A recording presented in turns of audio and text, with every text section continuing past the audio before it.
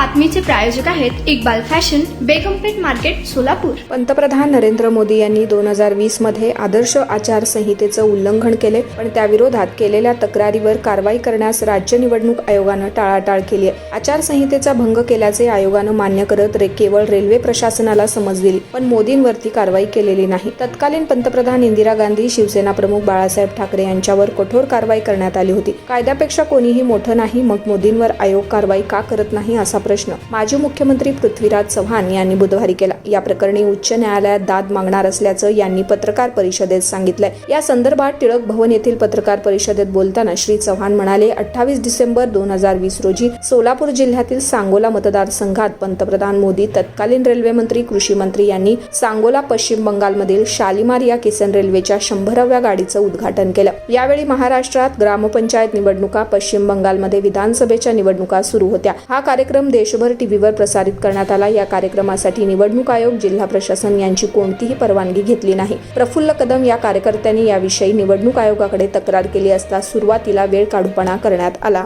तुम्हाला पाहिजे एक उत्तम विवाह कलेक्शनचा अनुभव? सोलापूरमध्ये एकाच ठिकाणी सर्व काही मिळायला हवंय? आमच्या इक्बाल फॅशन मध्ये मिळतंय तुमच्या विवाहासाठी सर्व काही। लेहंगा, साडी, मटेरियल, रेडीमेड आणि मुलांसाठी स्पेशल वेअर, प्रत्येक गोष्टीत दिली आहे खास सजावट, आकर्षक डिझाईन्स आणि दर्जा, आश्चर्यकारक डिझाईन्स आणि कस्टमायझेशन सह तुमच्या लग्नाचा दिवस खास बनवा। आणि हो, आमचं मोठं कलेक्शन तुमच्या सर्व गरजा पूर्ण करेल। आकर्षक रंग आणि स्टायलिश डिझाईन्स फक्त इक्बाल फॅशन मध्ये।